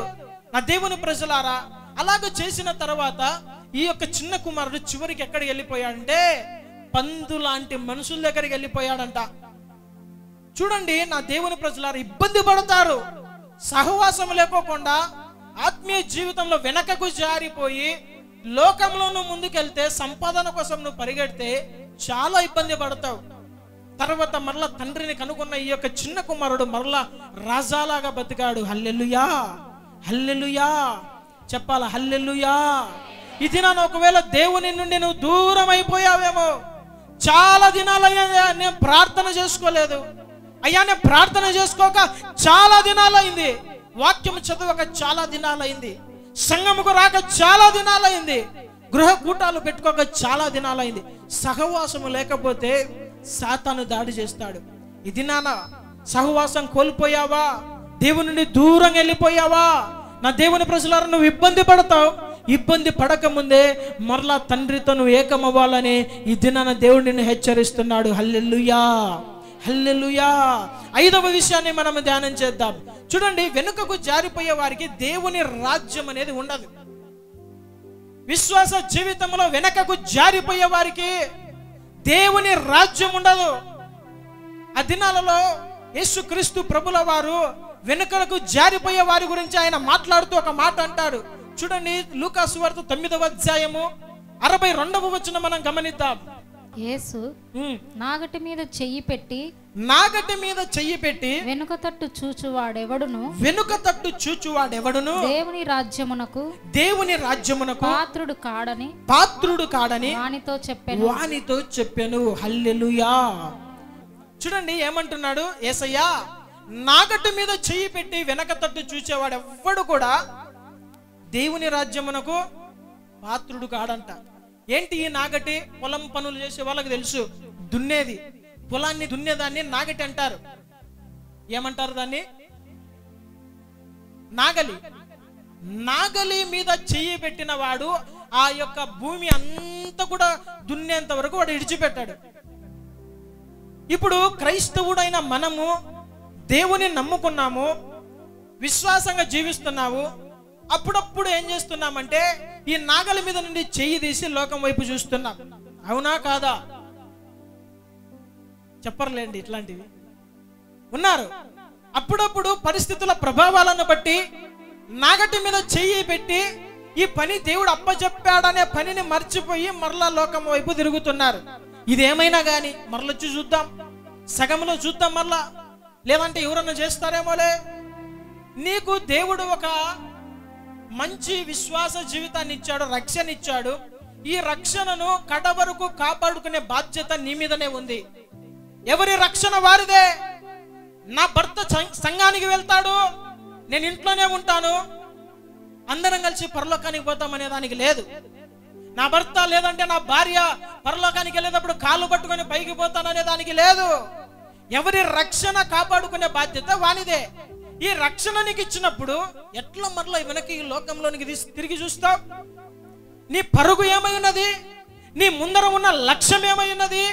నీవు ఒక దినాన ఈ పాపపు స్వభావాన్ని విడిచిపెట్టి పరిశుద్ధమైన జీవితం జీవించి పరలోకంలో చేరాలనే కదా ఇంత భక్తి చేస్తున్నాం. అయితే ఆయా సమయాల్లో వెనక్కు చూస్తున్నారంట దేవుని ప్రజలు. ఏదో సంపాదించాలని వెనక్కు చూస్తున్నారు, లేదంటే ఆ పాపము జ్ఞాపకం వచ్చినప్పుడు మరలా ఆ పాపంలో పడిపోతున్నారు, బురదలో పడుతున్నారు, లేస్తున్నారు, చిన్న బిడ్డలాగా తప్పటడుగులు లేస్తున్నారు, కూర్చుంటున్నారు, పడుతున్నారు, లేస్తున్నారు. అయితే ఇలాంటి వారికి దేవుడు అంటున్నాడు ఒక మాట, నాగటి మీద చెయ్యి వేసి వెనక తట్టు చూసిన వానికి దేవుని రాజ్యము ఉండదు. హల్లెలూయా చెప్పాలా, హల్లెలూయా. పడుతున్నావు కదా అయ్యా సమయాలలో సహవాసం విడిచి పాపములో, నీకు దేవుని రాజ్యం ఉండదంట. జాగ్రత్త. చాలా లైట్ గా తీసుకుంటున్నారు చాలా మంది పాపాన్ని. నా మీదకి ఇంకా శిక్ష రాలేదు కదా, దేవుని ఉగ్రత నా మీదకి ఇంకా రాలేదు కదా, నేను ఎన్ని పాపాలు చేసినా, ఎన్ని తిరుగుబాటు చేసినా, దేవుని గాయాలు రేపుతున్నా నా మీదకి శిక్ష రాలేదు కదా అని వెనకకు చూస్తున్నావు. ఆదివారం పరిశుద్ధునిగా కనబడుతున్నావు, మిగతా 6 దినాలు లోకంలో పాపంలో జీవిస్తున్నావు. అయితే తీర్పు అనేది ఒకటేసారి ఉంటుంది. అయితే ఆయన దీర్ఘశాంతం చూపిస్తున్నాడు, ఇకనైనా మార్పు చెందుతారేమో అని. ఆ దినాలలో పాత కాలంలో ఎలాగుండేదంటే, ధర్మశాస్త్ర కాలంలో ఎవడైనా ఒక వ్యక్తి పాపం చేసినప్పుడు వాడిని రాళ్లతో కొట్టి చంపండి, లేదంటే వాడిని ఉరి తీసి చంపండి, వాడిని ఊర్లో నుండి బయటకు వేయండి, లేదంటే దేవుని హస్తమే వాడిని మొత్తుతుంది, అప్పుడు చనిపోతారు. కానీ ఇలాగన దేవుడు చేస్తూ పోతే ఎవ్వడు కూడా ఈ భూలోకములో మిగులడు. ఆయన అంటాడు కదా, నీతిమంతుడు లేడు, ఒక్కడు కూడా లేడు. మనిషి స్వభావం దేవునికి తెలుసు. మనిషి పాపంలో పడుతూనే ఉంటాడు. వీడు పాపంలో పడ్డాడని వీని నేను మొత్తుతే ఆ లెక్కన ఎవరు కూడా బ్రతకరని దేవుడు అనుకున్నాడు. వీరికి అవకాశం ఇద్దాము. తీర్పు అనేది ఒకసారి పెడతా. చివరిలో ఆ క్రీస్తు న్యాయపీఠం ఎదుట నిలబడిన తర్వాత నీవు చేసిన కార్యములు అవి మంచివైనా చెడ్డవైనా, రహస్యమందు చేసినవైనా, చీకటిలో చేసినవైనా, ప్రతిదీ కూడా ఆ దినాన బట్టబయలైనప్పుడు అప్పుడు నీకు తీర్పు ఉంటుంది. పరలోకమా నరకమా అని. నా దేవుని ప్రజలారా, వెనుకడుగు వేయకూడదు. నాగటి మీద చెయ్యి వేసిన తర్వాత ఒక బాధ్యత దేవుడు నీకు అప్పచెప్పాడా, ఆ బాధ్యత మీద నుండి చెయ్యి తీయకు. కష్టమైన, నష్టమైన, చావైన, మరణమైన, అనారోగ్యమైన ఆ నాగటి మీద నువ్వు చెయ్యి పెట్టావంటే అంతము వరకు నమ్మకముగా ఉండుము. దేవుడు నీకు జీవ కిరీటం ఇచ్చును. హల్లెలూయా, హల్లెలూయా. క్రైస్తవుడు ఈ దినాన ఎందుకు శాపగ్రస్తమైన జీవితం జీవిస్తున్నాడంటే దేవుడు తనకిచ్చిన పనిని మరచిపోతున్నాడు, నిర్లక్ష్యం చూపిస్తున్నాడు. ఆ పనిని పక్కన పెట్టి వెనక్కి తిరిగి చూస్తున్నాడు. నీ పనిని నువ్వు సక్రమంగా చేయడం లేదు, నీ బాధ్యతను నిర్వర్తించడం లేదు. నీ పనిని నువ్వు గ్రహించినట్లయితే నీకు ఆశీర్వాదము, లేని ఎడల దేవుని రాజ్యము నీకు ఉండదని లేఖనం చాలా స్పష్టంగా చెబుతుంది. దేవుని ప్రజలారా, దేవుని రాజ్యము కావాలా, నరకము కావాలా? ఒకసారి ఆలోచన చేసుకో. ఆయన అంటాడు, మీ ముందన నేను ఆశీర్వాదాన్ని, శాపమును, మేలును, కీడును పెడతాను. ఏది కావాలో నువ్వే ఎంచుకో. దేవుడు చాలా మంది అంటారు, ఆయన నన్ను నడిపించుకోలేదయ్యా, ఆయన నన్ను ఎందుకో నడిపించుకోలేకపోతున్నాడు చర్చికి, ఆయన ఎందుకో నన్ను మార్చుకోలేకపోతున్నాడు. మార్చుకోలేక కాదు, చెవు పట్టుకుంటే మారుతావు. కానీ దేవుడు బలవంతంగా ఏం చేయడు, దానినే మత మార్పిడి అంటాడు. ఇది నాన్న కొంతమందికి తెలియక మత మార్పిడి చేస్తున్నారనే మూర్ఖులు క్రైస్తవుల మీద ఎంతగానో దాడి చేస్తున్నాడు. క్రైస్తవ్యము, సువార్త అనేది మత మార్పిడి కాదు. మనసు మార్చుకో. నీ మనసు దేవుడే మార్చడు. నీలో ఒక చాయిస్ నీ ఎదుట పెడుతున్నాడు, నీకు ఏది కావాలో అదే. నువ్వు పాపము చేస్తున్నావంటే నీ ముందనొచ్చి దేవుడు అడ్డుకోలేదే. నువ్వు పరిశుద్ధంగా జీవిస్తున్నప్పుడు నిన్ను కూడా అడ్డుకోలేదే. నీ చాయిస్ అది. నువ్వు ఎట్లా జీవిస్తావో అది నీ ఇష్టము. చివరిగా తీర్పు ఉంది. దేవుని రాజ్యము కావాలా, నరకము కావాలా? ఒకసారి ఆలోచన చేసుకోండి నా ప్రియమైన దేవుని ప్రజలారా. అందుకనే పౌలు గారు ఒక మాట అంటారు చూడండి. ఫిలిప్పీయులకు రాసిన పత్రిక 3వ అధ్యాయము 13-14 వచనాలు. సహోదరులారా, నేను ఇదివరకే పట్టుకొని ఉన్నానని తలంచుకొనను. అయితే ఒకటి చేయుచున్నాను, వెనుక ఉన్నవి మరచి. చూడండి, వెనక ఉన్నటన్ని కూడా మరచి ముందున్న వాటి కొరకై వేగిరపడుచు క్రీస్తు యేసునందు దేవుని ఉన్నతమైన పిలుపునకు కలుగు బహుమానమును పొందవలెనని గురి యొద్దకే పరిగెత్తుచున్నాను. హల్లెలూయా, హల్లెలూయా. ఆ దినాన పౌలు భక్తుడంట, డబ్బు మీద అతనికి ఆశ లేదంట, వస్త్రాలు లేకపోయినా కానీ దేవునికి స్తోత్రం అన్నాడంట, కొట్టినా దేవునికి స్తోత్రం అన్నాడంట, తిట్టినా దేవునికి స్తోత్రం అన్నాడంట, చెరసాలలో వేసిన దేవునికి స్తోత్రం అన్నాడంట, గాయాల పాలైన దేవునికి స్తోత్రం అన్నాడంట, ఓడలు పగిలిన దేవునికి స్తోత్రం అన్నాడంట. సొంత ప్రజలే వారిని ఎంతగానో దూషించిన దేవునికి స్తోత్రం అని ఎందుకు అన్నాడంటే ఒక దినాన బహుమానము నా కొరకు దాచబడి ఉన్నది. హల్లెలూయా. ప్రజలు కాదు నాకు బహుమానం ఇచ్చేవారు, పిలుపు కొరకై ఏ బహుమానం అయితే నా కొరకు నిశ్చయించబడిందో ఆ బహుమానము పొందవలనని ఆ గురి కలిగి నేను పరిగెడుతున్నాను. ఎలాగ పరిగెడుతున్నానంటే వెనక్కి చూసి పరిగెత్తలేదు, పాపములో పడుతూ మరలా పరిశుద్ధంగా జీవిస్తూనే బ్రతకలేదు. నేను ఎలాగ పరిగెడుతున్నా అంటే ఆ పాపపు రోతపు జీవితము, ఆ యొక్క వెనక ఉన్న ఆ డబ్బు మీద ఆశ, ఆ యొక్క పాపపు జీవితము, సాతాను క్రియలు, లోక పారంపర్య ఆచారాలు అన్నిటిని విడిచిపెట్టి నా ముందు ఉన్న బహుమానం కొరకే పరిగెడుతున్నాను. హల్లెలూయా, హల్లెలూయా. ఆయన ఇచ్చే బహుమానం శాశ్వతమైనది. అది శాశ్వతమైన రాజ్యము. ఆ రాజ్యములో ఆకలి దప్పులు లేవంట, ఏ బాధలు లేవంట.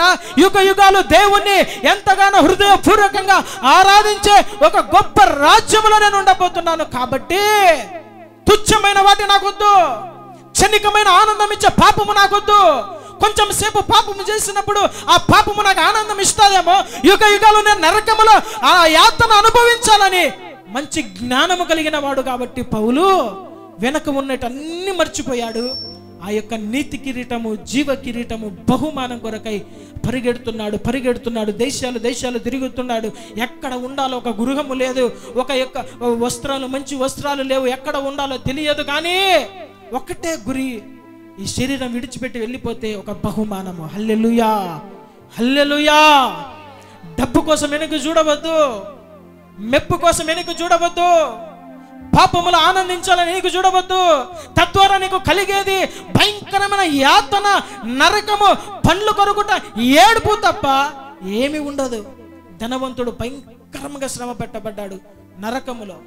అయితే లాజరు ఈ భూలోకంలో దరిద్రమైన జీవితము జీవించినప్పటికీ పరలోకంలో తండ్రి ఆ యొక్క అబ్రహాము కుడి పార్శ్వమున పరదేశులు ఏం చేస్తున్నాడు?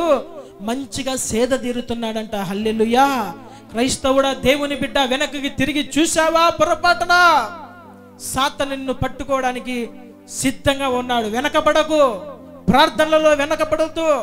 ఇంట్లో ప్రార్థన, కుటుంబ ప్రార్థన, రహస్య ప్రార్థన, పర్సనల్ ప్రేయర్, వాక్య ధ్యానము, కూటములు జరిగినప్పుడు దేవుని సన్నిధిలో కనబడే అన్నిటిలో ముందు ఉండాలి, ఆసక్తి కావాలి.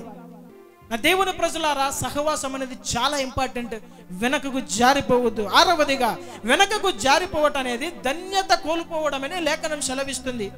ఆ దినాన పౌలు గారు గలతీయుల గురించి చెబుతూ, గలతీయులు బాగా దేవునిలో ఎరిగి ఉన్నవారే, బాగా పరిగెత్తుతున్నవారే, అయితే వారు మరలా దుర్బలమైన, తుచ్చమైన, వ్యర్థమైన, ప్రాథమికమైన విషయాలు వదలలేక మళ్ళీ వాటికి బానిసలుగా ఉండడానికి ఇష్టపడుతున్నారంట.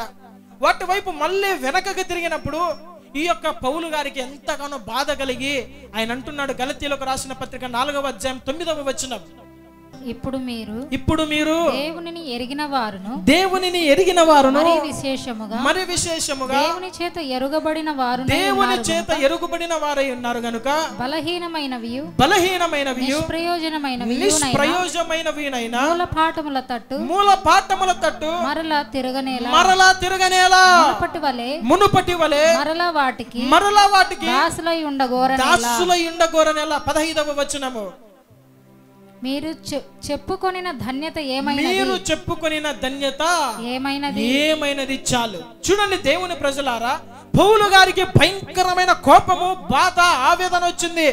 ఎందుకంటే గలతీయులు ప్రభులో బాగా మంచిగా లోతున వేరుపడి స్థిరపడిన అనుభవంలో ఉన్నారు.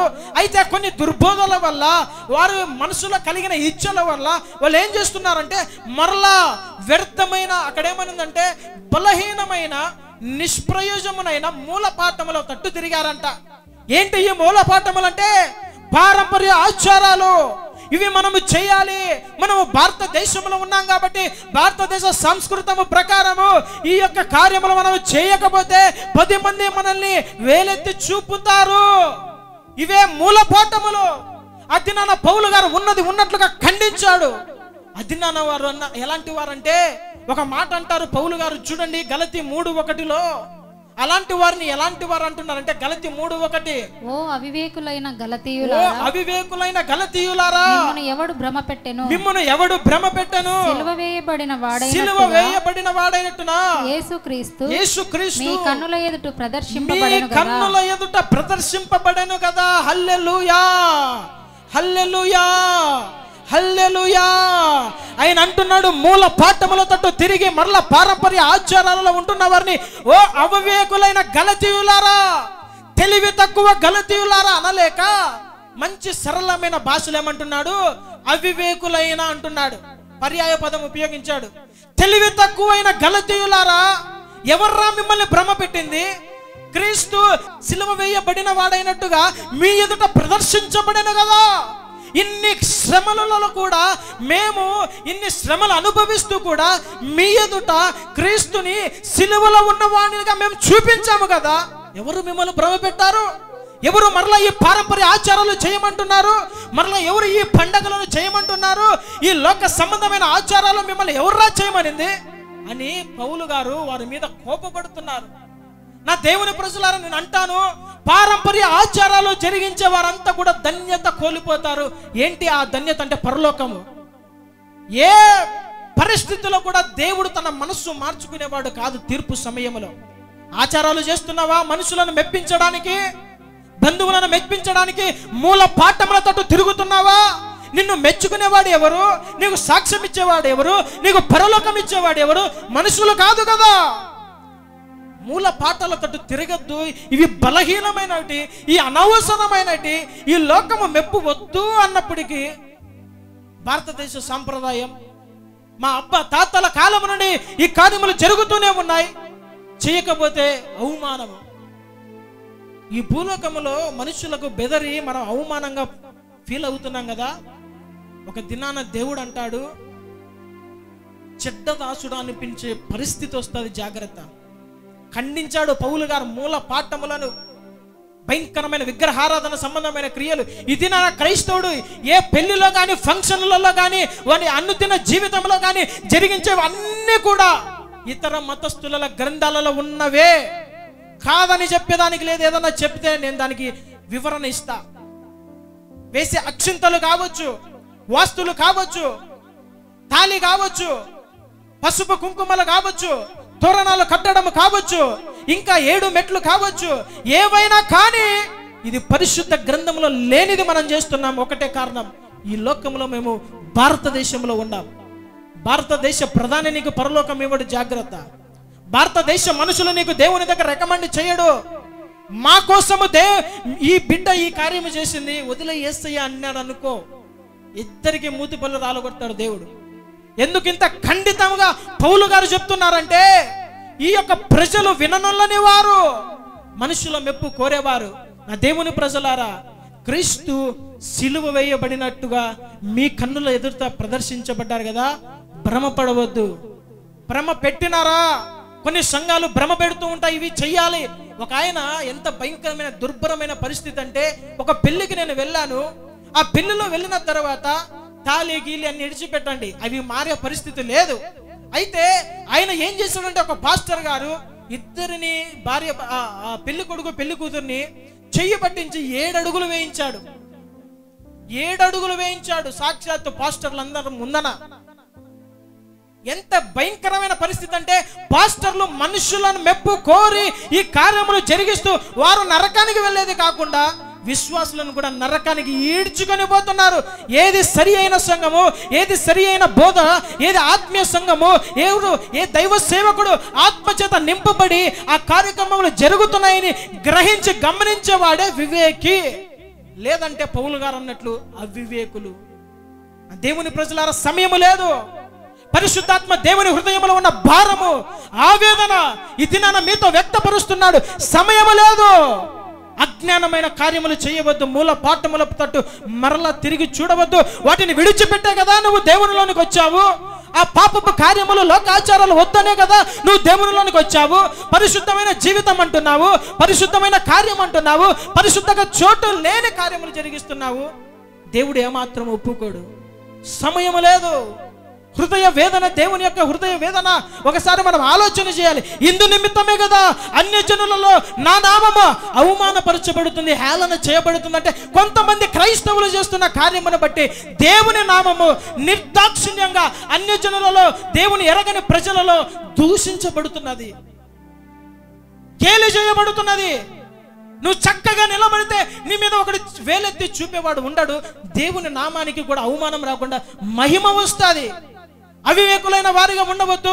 మూల పాఠముల తట్టు మరలా తిరగవద్దని ప్రభువు నిన్ను హెచ్చరిస్తున్నాడు. లేదంటే శిక్ష తప్పదు. 7వదిగా చివరి వచనం నేను చెప్పి క్లోజ్ చేసేస్తాను.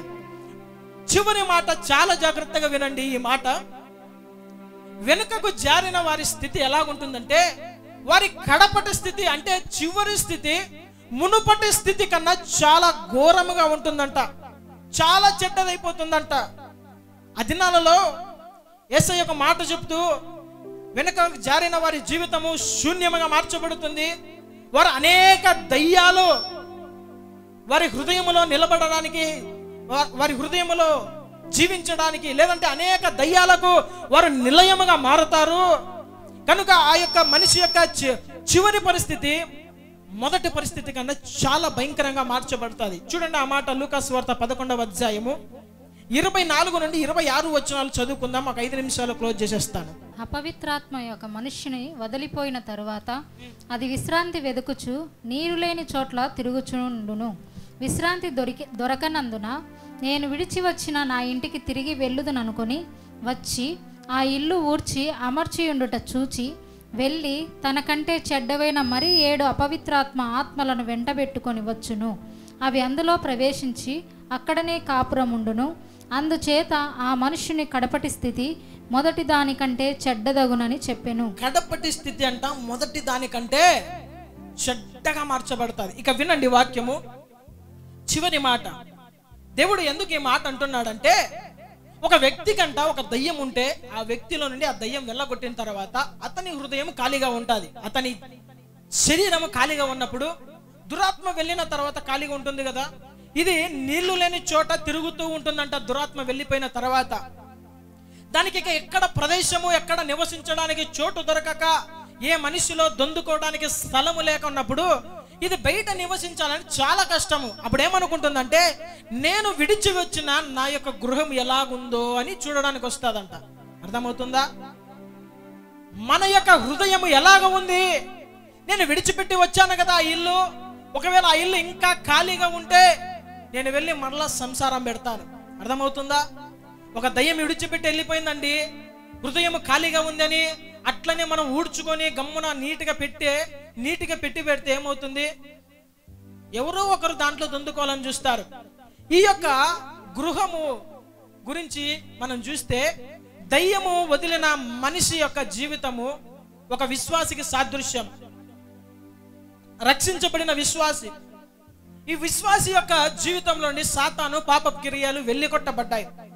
క్రీస్తు రక్తము ద్వారా పరిశుద్ధపరచబడి నీటిగా ఉన్నాడు. చాలా పాపము లేనివాడుగా ఇల్లంతా ఊడ్చుకొని అమర్చుకొని బాగా ఉన్నారు. అయితే ఆ యొక్క వ్యక్తి జీవితంలో కానీ హృదయంలో కానీ వాక్యము లేదు, దేవుడు లేడు, పరిశుద్ధాత్మ దేవుడు లేడు, సహవాసము లేదు. ఇలాంటివి ఏమీ లేకుండా దుర్భరమైన జీవితం జీవిస్తున్నప్పుడు ఇక సాతానుగాడు మరలా చూస్తున్నాడు. నేను విడిచి వెళ్ళిపోయాను కదా, నా ఇల్లు బాగా నీట్గా ఉంది, వీడు దేవునికి అవకాశం ఇవ్వలేదని మరలా వచ్చేవాడు ఒకటిగా రాడంట. వానికన్నా 7 దురాత్మలను తీసుకొని వస్తాడంట. మొత్తం 8 దురాత్మలు ఒకదాంతోనే అల్లాడిపోతుంటారు చాలా మంది. దయ్యాలు కొడితే వారి కంట్రోల్లో ఉండరు. ఇక 8 దురాత్మలు తీసుకొని వస్తే ఎట్లుంటుంది పరిస్థితి ఒకసారి ఆలోచన చేయండి. ఒక క్రైస్తవుని జీవితం కూడా ఎలాంటిదంటే, రక్షించబడ్డాను, మారు మనసు పొందాను, చాలు, డైరెక్ట్ నేను పరలోకానికి వెళ్ళిపోతాను అనుకోవడం చాలా భ్రమ. నీలో నుండి సాతాను వెళ్ళిపోయిన తర్వాత పరిశుద్ధాత్మ దేవుడు నీలోనికి రావాలి. హల్లెలూయా. వాక్యముతో నీ హృదయమును నింపుకోవాలి. ఖాళీగా ఉందా, మరలా దురాత్మ పాపము నీలోకి వచ్చిందంటే నీ మొదటి స్థితి కన్నా నీ కడపటి స్థితి చాలా ఘోరంగా ఉంటుంది. ఒకరిని కొట్టడం ఎంత, 8 మందిని కొట్టడం ఎట్లా? ఒకరితో పోరాటం అద్దో ఇద్దో గెలుచుకోవచ్చు, కానీ 8 మంది ఇసిరేసారు తిప్పి చుట్టూ. అలాగైపోతుంది మన పరిస్థితి. అందుకనే రక్షించబడ్డాను కదా అని నిలుక్కొనుంటే కాదు, కదలాలా. కొంచెము ఆరాధన జరుగుతున్నప్పుడు చేతులు కదలాలా, కాళ్ళు కదలాలా, తల కదలాలా, నోరు కదలా, అన్ని కదిలితే ఆయన కదిలి వచ్చి మనలో నివసిస్తాడు. అప్పుడు ఏ దురాత్మ మనల్ని ముట్టదు. హల్లెలూయా. ఆ పరిశుద్ధాత్మ అగ్ని మనలో ఉన్నప్పుడు ఏ సాతాను, దురాత్మలు, అంధకార శక్తులు, పాతాల శక్తులు మనల్ని అంటడానికి వీలు ఉండదు.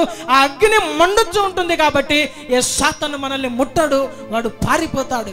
నా దేవుని ప్రజలారా, ఈ దినాన ఒక ప్రశ్న వేసుకుందాం. మన జీవితాలు ఖాళీగా ఉన్నాయా? బాగా నీట్గా అలుక్కొని మంచిగా పెయింట్ వేసుకొని మన గృహాలు, మన జీవితాలు ఖాళీగా ఉన్నాయా? వాడు చూస్తున్నాడు నా ఇల్లు ఎట్లుందని. వాడు చూస్తున్నాడు. 7 మందిని పెట్టుకొని వస్తే మొదటి స్థితి కన్నా కడపటి స్థితి భయంకరమైన ఘోరముగా ఉంటుంది. తాత్కాలికమైన స్వస్థత, తాత్కాలికమైన విడుదల, తాత్కాలికమైన ఆశీర్వాదం, మెటీరియల్ బ్లెస్సింగ్ కోసము పరిగెడుతున్నారు ఇది నా దేవుని ప్రజలు.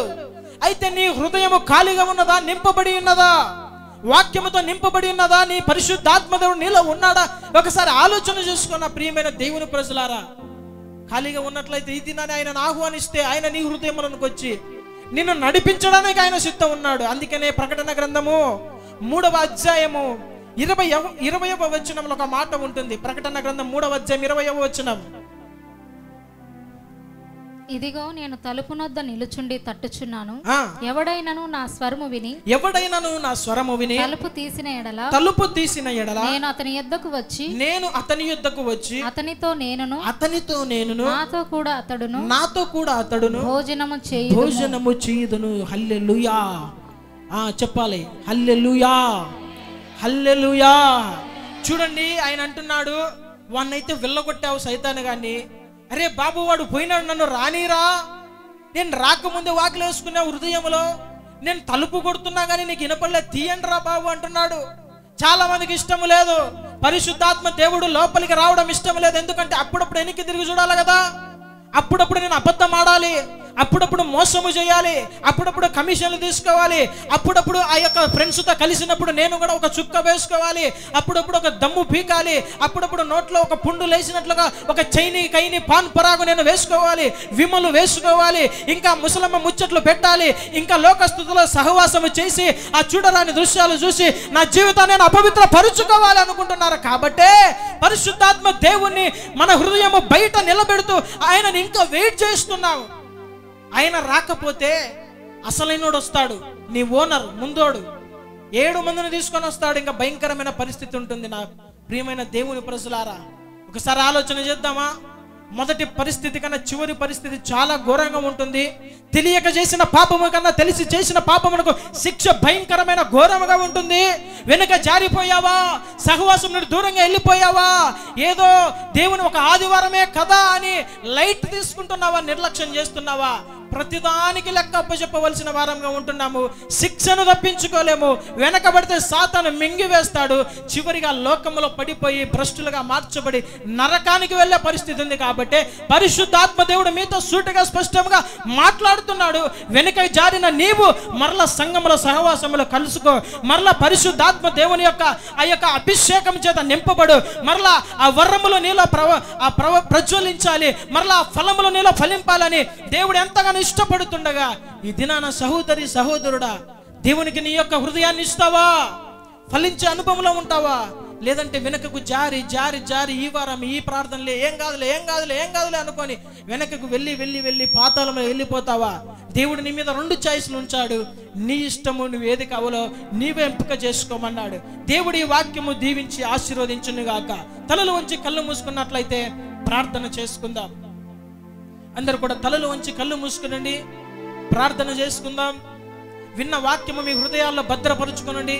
7 విషయాలు మీ హృదయాల్లో భద్రపరచండి. ఇంటికి వెళ్ళిన తర్వాత దాన్ని నెమరు వేయండి, వాక్యంలో ఉన్న మర్మము గ్రహించండి. ఎందుకు పరిశుద్ధాత్మ దేవుడు అంత హృదయ భారముతో సూటిగా స్పష్టంగా మీతో మాట్లాడుతున్నాడంటే, ఏదో ఒక పరిస్థితుల్లో వెనకగా జారిపోయావు, మొదటి ఆసక్తి నీకు లేదు, మొదటి ప్రార్థన అనుభవం నీకు లేదు, మొదటి ప్రేమ సహవాసం నీకు లేదు అని దేవుడు ఈ దినాన నిన్ను హెచ్చరిస్తుండగా ఈ గద్దింపు నువ్వు తీసుకుంటావా? లేదంటే ఇంకొక అవకాశం నీకు ఉందో లేదో?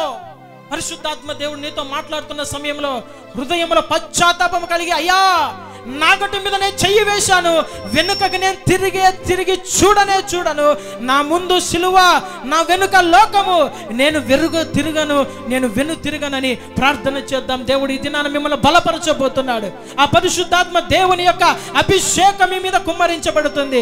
నోరు తెరుద్దాం, హల్లెలూయా హల్లెలూయా చెబుదాం, హల్లెలూయా. యేసయ్యా అడుగుదాం, యేసయ్యా చెబుదాం అందరం కూడా. ఏదో ఒక సమయంలో వెనక జారిపోయానయ్యా, ప్రార్థన జీవితంలో వెనక్కి జారిపోయానయ్యా. ముందు గంటలు ప్రార్థనలో నేను గడిపేవాడిని, కానీ నా కుటుంబ పరిస్థితులను బట్టి, నా పనులను బట్టి నేను ప్రార్థనలో గడపలేకపోతున్నానయ్యా. ప్రార్థన చేస్తున్నానే కానీ అది నోటితో వస్తుంది, కానీ అంతరంగములో నుండి ఆ విజ్ఞాపన మూలుగులు రావడం లేదయ్యా. ఎక్కడో నేను వెనుజారిపోయాను, నా చెయ్యి పట్టి నన్ను లేపండి. పరిశుద్ధాత్ముడు నాలోనికి రండి. హృదయపూర్వకంగా ప్రార్థన చేద్దాం. ఇది నన్ను దేవుడు మీ హృదయంలో ఏదో ఒకటి నింపాలనుకుంటున్నాడు. కోల్పోయిన దానిని దేవుడు నింపాలనుకుంటున్నాడు. అయ్యా నాకు సహవాసము లేదయ్యా, పరిశుద్ధుల సహవాసము లేదయ్యా. మంద నుండి నేను చెదరిపోయానయ్యా. సాతాను నా మీద ఎన్నో శోధనలు, అగ్ని బాణాలు విసురుతున్నాడయ్యా. నీ మందలో తిరిగి నన్ను చేర్చుకో అయ్యా. నిజమే తప్పిపోయిన కుమారుల్లాగా నేను వెనక్కి వెళ్ళానయ్యా. లోకంలో జారిపోయానయ్యా. పదే ఆ పాపము చేస్తూనే ఉన్నా ఉన్నానయ్యా, పాపమని తెలిసి చేస్తూనే ఉన్నానయ్యా. అయ్యా ఎన్నో అవకాశాలు మీరు ఇచ్చారు, కానీ అవకాశాలన్నిటినీ అయ్యా నేను సద్వినియోగం చేసుకోలేక మరలా పాపంలో తప్పటడుగులు వేస్తున్నాను. ఒకసారి నన్ను మీరు దర్శించండి, దర్శించండి అయ్యా, దర్శించండి అయ్యా. నా చెయ్యి బట్టి మీరు లేవనెత్తండి యేసయ్యా. ఒకసారి మనం ఒక పెద్ద కేక వేసినట్లయితే పరిశుద్ధాత్మ దేవుడు మన హృదయంలో నివసించడానికి ఆయన ఇష్టపడుతున్నాడు. ఆయన మన హృదయంలోకి రావాలని ఇష్టపడుతున్నాడు. ఆ దురాత్మ శక్తులు నీ హృదయంలో నుండి ఇప్పుడే పారిపోవును గాక, పారిపోవును గాక. అపవిత్రాత్మలు పారిపోవును గాక. ప్రజల హృదయాలతో ఆడుకుంటున్న, కుటుంబాలతో ఆడుకుంటున్న ఆ సాతాను చీకటి అపవిత్ర ఆత్మలను నజరేయుడైన యేసు నామములో ఇప్పుడే తన్ని తరుముతున్నాం, ఇప్పుడే పాతాళంలో బంధిస్తున్నాం యేసు నామములో. ఆ కార్యములు విడుదల అవును గాక, ఆ కట్లు తెంపబడును గాక, ఆ దురాత్మ పారిపోవును గాక. ఒక దారిన వచ్చిన సాతాను 7 దారుల్లో పారిపోవును గాక. యేసు నామములో అత్యధికమైన విజయం నీ బిడ్డలకు కలుగును గాక. పరిశుద్ధాత్మ దేవుడు ప్రతి హృదయంలో నివసించును గాక. ఆ అగ్ని దిగును గాక, ఆ మహిమ దిగును గాక.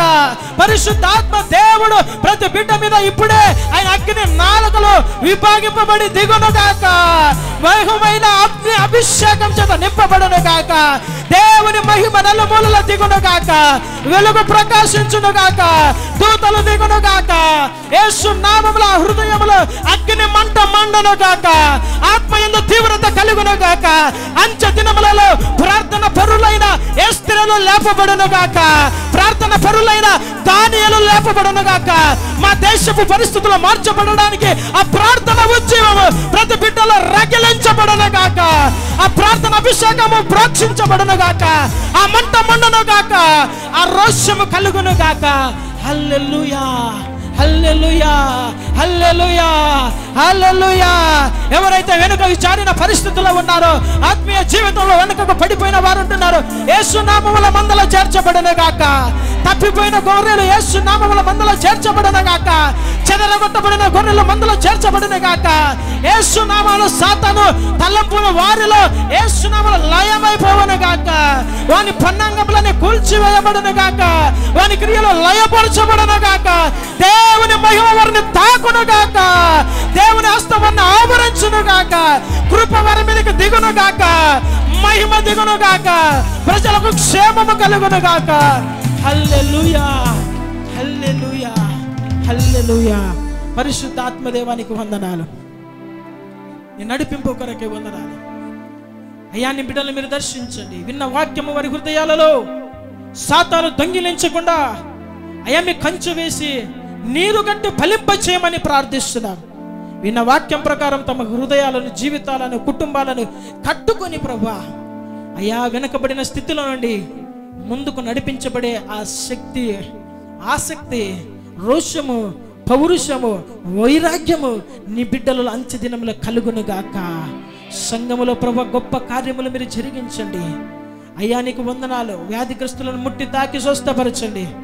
ప్రతి దురాత్మలను మీరు పారద్రోలండి. ప్రతి బిడ్డను ప్రభువా నీ రాకడ కొరకై సిద్ధము చేయమని నజరేయుడైన యేసు నామములో అడిగి వేడుకుంటున్నాను తండ్రి. ఆమేన్. దేవుడు మిమ్మల్ని దీవించి ఆశీర్వదించును గాక. ఆమేన్.